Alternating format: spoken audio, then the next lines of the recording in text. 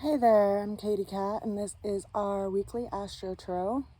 I haven't been around for a few weeks. I think the last video that I made was likely like midway through October, and this eclipse cycle has been really intense for me, to say it lightly, actually. I had my birthday a couple of weeks ago on the 26th, and just a few days before that, my youngest brother passed away. And if any of you have taken the time to watch my video on alcoholism and addiction, he was one of the primary people that inspired me to make that video. And my intention was to encourage him to get some help, as it was that Saturday morning when I was discussing things with him. And he passed away from alcohol dependency. His family thought that he was just sleeping on the couch after drinking a little too much, and he had actually passed away. And they had thought that maybe his heart had stopped. And I'm going through a lot of waves, as I think many people do that have experienced losing a family member or a very close loved one. And I also simultaneously started a new job, which has totally changed up my schedule. But in a lot of ways, I feel like I've just been moving through this day-to-day life kind of like a zombie. And I know that I have friends out there in the world that have been wondering where I've been and what's going on with me, particularly if you aren't one of my closer friends that I'm connected with through social media. You've probably been wondering what's been going on with me, and it's been a lot. So, yeah, it's been a big eclipse cycle. What's been so interesting in reflection for me is that, as some of you know, I make natal chart orbs, and so I've been looking at my brother's star chart so that I could make some art for his kids. And I observed that he had Mercury at 0 degrees of Pisces, and he had his sun placed at 26 degrees of Pisces. And we currently have Saturn sitting at 0 degrees of Pisces. It just started going direct. And Neptune, of course, is over there at, I want to say 25 or 26 degrees Pisces. They're both outer planets and move pretty slow. So he has had these two transits sitting on two of his personal planets for quite a long time. And it just, to me, is very confirming about how the planetary bodies can really influence us and how we think about things and how we are experiencing life based on which of our own anchors they tend to sync up with and how long that transit is. And I know in my brother's instance, he felt like he had already tried to get help and he didn't know that it would do anything different. And yet I also know that he really wanted to stick around and be with his family. So it's been a pretty heartbreaking time. And yeah, so that's what's been going on with me. I'm sure that you may know someone who's had some really intense times that's close to you too. And I am becoming more and more, interested in understanding how these transits affect our lives, because I'm seeing personally how they've affected mine, and even more profoundly how they've influenced my brothers. So I encourage you to start looking at your natal chart and mapping out the planets and how they sync up with your natal chart, because depending on if they're in square relationship or trine relationship, to different planets, it's going to ultimately add some kind of energy of influence to what you are working with in your physical, emotional, mental life. So to touch on these cards that we have for this week, it points a lot to things that are going on with this new moon that we're going to be having in just a few days. The new moon is on the 13th, I believe it's the Monday, October 13th, and it is going to be a new moon in Scorpio, which means the sun and the moon will be at the same degree in Scorpio. And interestingly enough, Mars will also be close by, and Uranus will be in opposition to those planets. So we have a very strong anchor that is happening in Scorpio right now. And new moons are typically times of new beginnings, and yet we have to lend context to that. It's a new beginning in the area of Scorpio, so wherever you have that zodiac sign sitting in your natal chart, it's important to consider that all of us have every astrological sign in our natal chart, because when we are born, we have this kind of map of our zodiacal system. And depending on the time that you're born, your sun sign is going to set that anchor, whether it's born around, sunrise, or if you're born around noon, or if you're born around sunset or around midnight. It ultimately is what's setting the anchor of the sun, and all of the planets' positions are going to be arranged in reflection of that. And so even though you may not have a planet in a specific zodiac sign, you still will have that sign in an area of your chart, because each of these arcs or 12 sections represents a different area of your life by way of house system. So for instance, this position over here, which would be the furthest eastern position, would be your first house, and it represents who you are, what motivates you, what inspires you, what people see in you, also your body. Your second house, just briefly, represents your resources, your values, the money that you earn and that you have on hand. The third house represents communications, relationships with neighbors, also relationships with your siblings. It is also referencing places where we learn, so like elemental education, the things that we learn in our day-to-day lives, whereas the opposite in the ninth house would be higher education, like master's degree, in comparison, for example. And that's because the third house is typically governed, the third house is governed by Mercury, whereas the ninth house is governed by Jupiter, which is more expansive. The fourth house and planets that are in the fourth house are going to speak to the relationship with the mother, as well as the relationship with the family tribe, and the relationship with your physical home. It's also known as the foundation of yourself.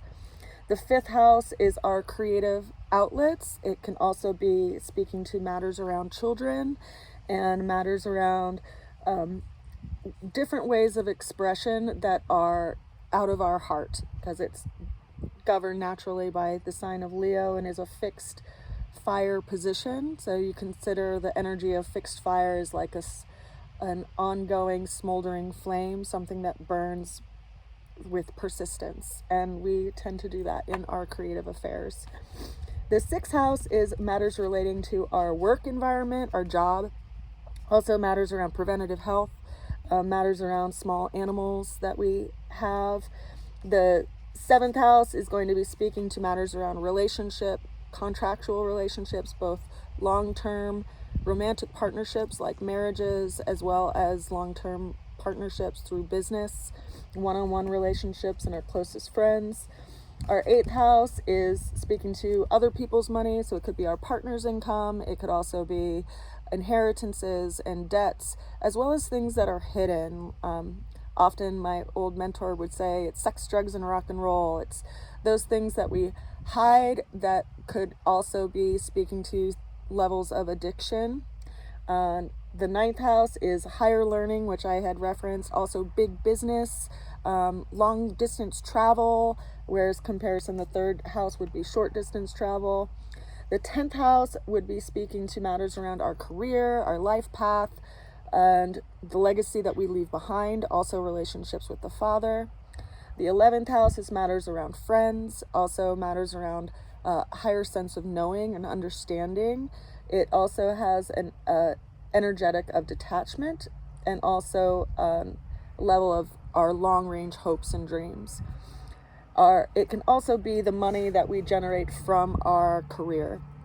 The 12th house, which is naturally governed by Pisces, is going to be matters around things that are also hidden, but things like that are more around the idea of isolation. So it could be, people who spend time in a sanctuary or have very strong religious ties, because Pisces and the 12th house does speak to the most spiritual aspect of oneself before they start all over in this zodiac wheel again. So it can be like people who are, if they're in a monastery or if they're in some place that is hidden. It could also be insane asylums, things that are in confined areas, but typically things that are hidden. Now, it's important to consider that depending on the time of day that you were born, for instance, if someone was born today, right around this time, around sunset, their sun would be placed over here in the 7th house, and they would have a Taurus rising, which would mean that anything that is influencing Taurus and Taurus rising is going to be speaking to these different house placements that they have and the energetics that they have going on in them. For instance, if someone has a Taurus rising, they're currently experiencing Jupiter and Uranus in their 1st house, which is going to be opposite to all this energy that we're experiencing in Scorpio right now, primarily at this moment, Mercury, the Sun, and Mars. But when we do get to the time of the new moon, we'll also see that the moon, which is currently at the beginning degrees of Virgo, will be moving through the sign of Virgo, moving through the sign of Libra, and will be meeting up with the sun on the 13th of October, which will kind of engage this new beginning in whichever house Scorpio is in your natal chart, which is why I say it's really helpful to have your natal chart and to plot where the planets are in reflection to your own natal chart placements, so that you can have a better understanding of how these transits and aspects are influencing your life and the different things that you are working with as you are on this world in the place of becoming. So that's where astrology influences can make a huge pivotal shift in our lives, and particularly, the outer planets, because they sit in a house for a very long time. For instance, Uranus will be, it takes 84 years to go around the whole zodiacal wheel, so it's typically in every sign for about 7 years. And because Uranus is the planet of big change and disruptive change that's unavoidable, it will be creating big change in the area of Taurus, wherever it is sitting in your chart. So it's important to understand these shifts. Now, the ones that are speaking up in the reading that I have for you all today, a lot of ways it's hinting to the moon influence that we're in the midst of right now. And if you woke up this morning and you woke up right before the sun rose, right? Because this is the sun here, you would have seen the moon, which would be a waning crescent, and you would have seen Venus right behind it in the sky, closer to the horizon. Now, by tomorrow morning or Wednesday morning, the moon will be a little bit closer to Venus, so it'll be a little bit tighter of a crescent.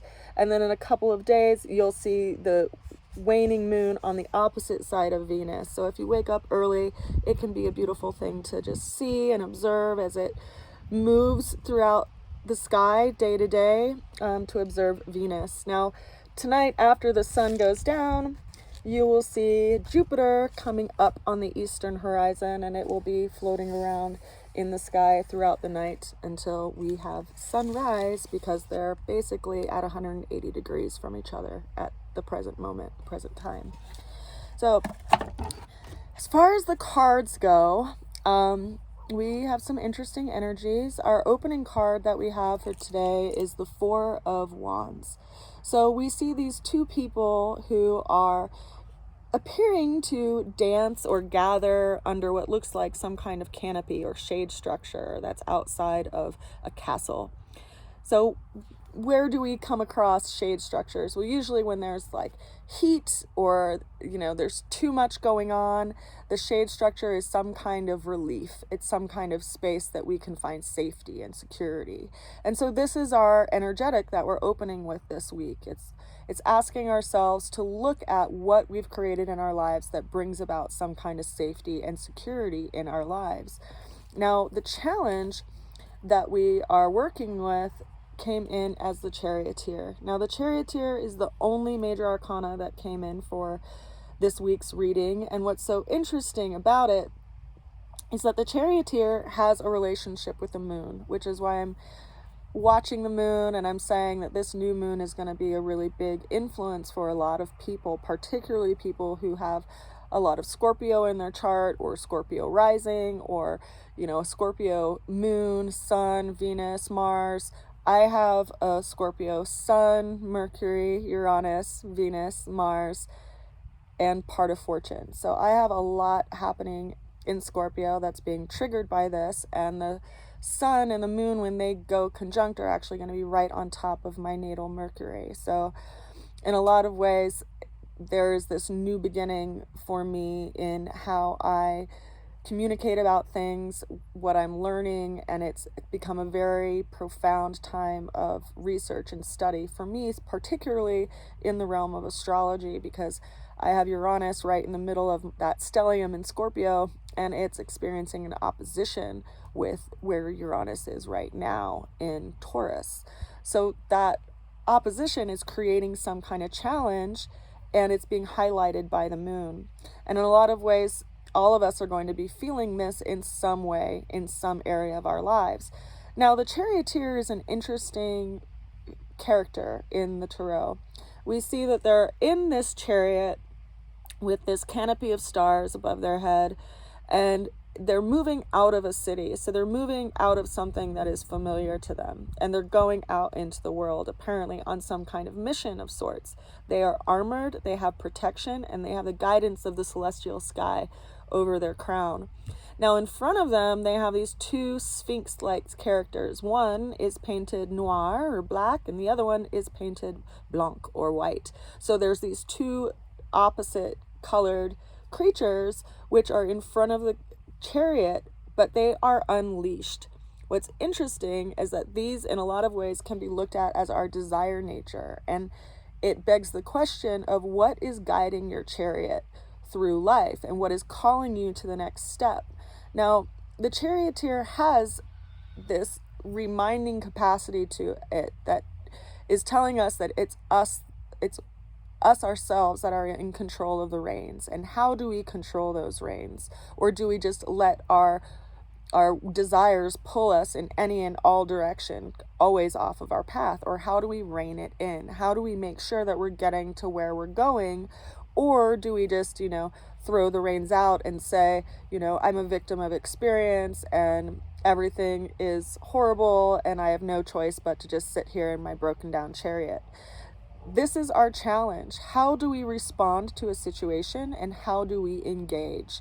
And it may be something that we have to look at our emotional nature, because the Charioteer has a relationship with the sign of Cancer, and particularly the celestial body of the moon, which is what governs our emotions. And if you have been watching your own response to new moons and full moons and which signs they're in, you'll get a better taste of how they are affecting you and your relationships and the people in your immediate world. But ultimately, the Charioteer is showing up to remind us that we are not here in life to be a victim. We're here in life to decide where we want to guide our ship. Where do we want to guide our celestial ship as we navigate through the world?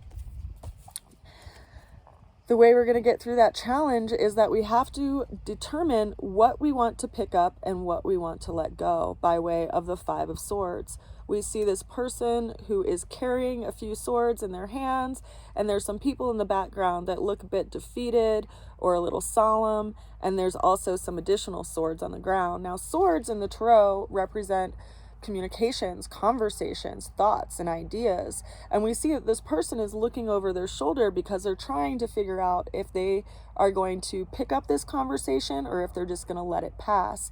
Now, the interesting thing to consider is that if you have something that's continuously chewing at the mental gears or turning the mental gears around, it's almost begging for some kind of resolution to it. And that is the way that we may be getting through the challenge. Now, being that it is a 5, it's telling that we have a choice in the matter. And depending on the choice that we make, it'll take us down one fork of the road or the other. And so it's important that we choose with our mind and our heart and our bodies all aligned. Now, the ultimate outcome, I chose or pulled 2 cards for us, the first of which is the King of Wands. So it's the second wand that we have showing up in the reading today. The King of Wands is an energetic associated with Leo, also speaks to the energy of the sun, but the energy behind this person in this card is someone who is governed by the heart, someone who has to also make a choice in how they want to lead, because Leos are natural leaders. They have a fixed fire energy to them. They have a very strong will. They have a strong sense of self, which sometimes in tarot and astrology books can be portrayed as a lot of ego, but that also can be portrayed as someone who is very proud and very connected to their heart, and they know what actions are in resonance and alignment with who they are. Now, the question is, how do you lead? How do you respond to a situation? Do you lead with, a big club, or do you lead with your heart? Do you lead by example?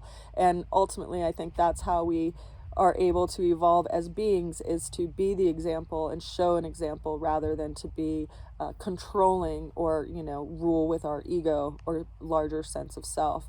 And I say that because the final clarifying card that we have here is the 6 of Cups. Now, if we aren't listening to our heart and we're just stuck in the mind, stuck trying to figure out, then we can feel very disconnected from this aspect of ourselves that ultimately, circulates blood and nutrients all throughout our system and help regulate our entire system. So we don't want to disconnect from that just in a physiological way.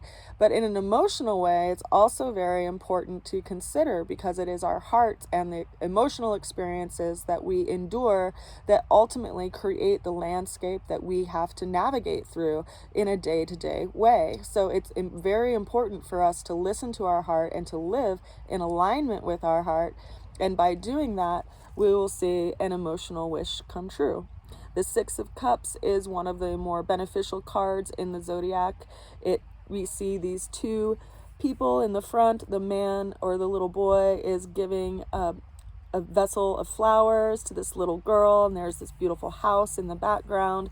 And it speaks to some kind of balance in our relationship realm or in our emotional realm. And so, it does bring up the conversation of how do we talk about things that need to be spoken about, and how are we going to rise to that challenge? And I ask that because we are going to have this interesting interaction. Right now we have Mercury that just went through Scorpio, but we'll have Mars and the sun and the moon all together. And when you have Mars and the moon together, there can be some very intense conversations that are going to be had. And yet it also can be, when you consider the job of the warrior, is that they have to engage in something ultimately to find peace. That's the goal of warfare, isn't it? To actually have peace and not just to have conquest or something that we, win. And so in relationship and in conversation, we have to look at what the ultimate goal is and what the ultimate aim is. If it is to be in relationship, then everyone needs to be able to speak their piece, and they need to speak from their heart rather than speaking from a place that's combative. And that's really the only way that we'll have understanding and have some kind of peace in our own world. It's pretty powerful cards for this week, and likely we'll see it in the world too, because of this big energetic point that we have with Mars and the Sun at 25 degrees here in a few days, in opposition to Uranus over in Taurus, we could see some big shifts in the world. And I just encourage you to keep your anchor in your heart and to move one step at a time, take things one day at a time, and if you can, take some time to do a sitting and send some peace out into the world. Because first and foremost, we have to create it in ourselves before we can share it with others. I hope you all are well. I hope your eclipse season wasn't as intense as mine. And if it was, I send you a lot of love. And even if it wasn't, I send you a lot of love. Thanks for holding some space for me while I continue to navigate through this terrain. I'll see you again soon. Bye for now.